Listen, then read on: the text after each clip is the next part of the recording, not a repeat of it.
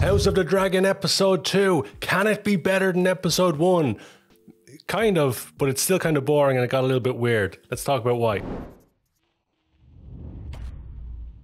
Hey, I'm Karl, this is my movie film show, and feel free to subscribe if you want to, just down below the video. But today we're here to talk about House of the Dragon episode 2, if you didn't guess from the start of the video. So it's no secret, if you watched my review of episode 1, that I wasn't a fan. I found it long, disappointing, boring, and ultimately a road to nowhere. When I say road to nowhere, I've said all along, I can see potential in it. I can see what they're trying to build towards, and I fully expect the series to get better and better and better as it goes on. Is that the case for episode 2?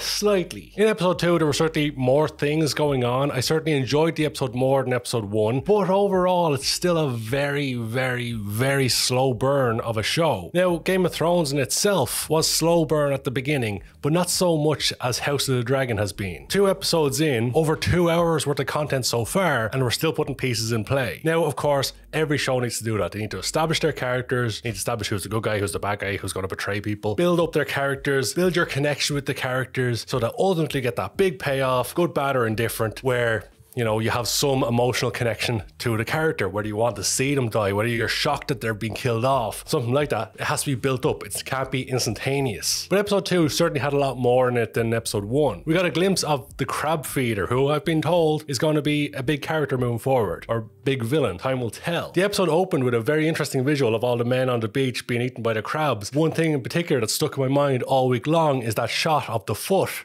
with the hole in it, and the crab moving around inside the foot. That's spine-tingling stuff, a very good visual. And there's no doubt about it, the production values in the show are pretty damn good. There's a high budget in there from HBO. They clearly have a lot of money invested in this show because they expect it to be as big as Game of Thrones. Time will tell whether it will be. One thing I mentioned last week was Matt Smith's character. Clearly going to be a cornerstone of at least season 1. I felt his character wasn't well done in episode 1. They made him look really weak because he was constantly backing down. He was constantly being talked over. He just walk away from situations. Sure, he'd shout at certain points, but overall he was banished. He was made to look weak in all the confrontations. He was beaten in fights. He was beaten in the jousting. He was beaten in the fight after that. He looks like a weak character so far. So you think episode 2 they'll build him up. And sure, episode 2 he has his own army. He's taken over an area, I forget the name of it, terrible with names, but he's taken over that area, that castle place, and we get to see that he has his own dragon. He faces off with the hand of the king. It looks like a fight's about to happen, and then ultimately he backs down when the princess appears. He confronts her, he talks to her, he walks away in the end. They'd also previously teased a huge dragon. So before the princess flies in on her dragon in this scene, something's moving under the clouds. It looks like maybe Matt Smith has somehow got this dragon on his side. That would have been pretty cool if this giant dragon came out of nowhere that Matt Smith was controlling and just took out all the hand of the king and all the extras behind him. But instead it was kind of a build up to a letdown because all we get is a face off, no real action so far. But I can see they're clearly trying to build up Matt Smith. They're trying to break him down to the point where he completely snaps and tries to take over. It looks like it's going to be a case where only one survives, Matt Smith's character or the king. But even the whole thing of he stole the dragon egg, and as soon as the princess confronts about him, he goes, okay, here you go, you can have it back.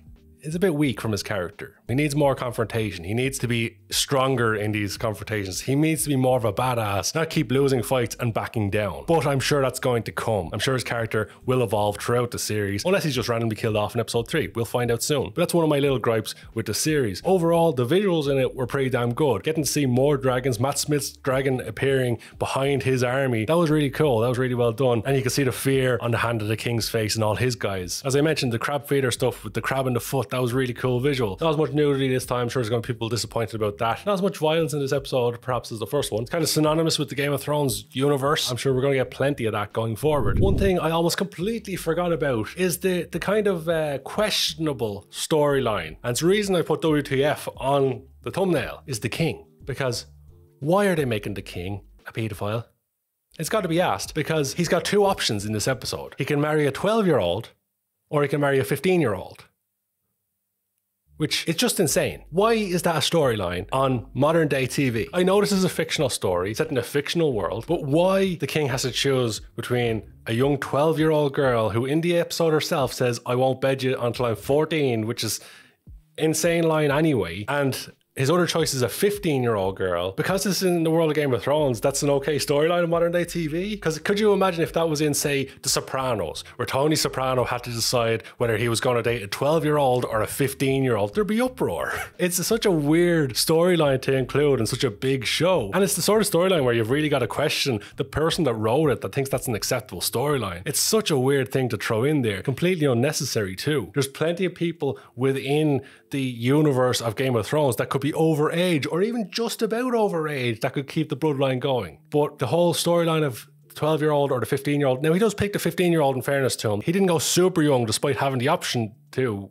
It's so odd, and I don't see why they've put it in there. And you could say it's a minor thing within the series because, you know, they're not going to reference it too much that he's dating a 15-year-old or he's marrying a 15-year-old or that he's going to get a 15-year-old pregnant.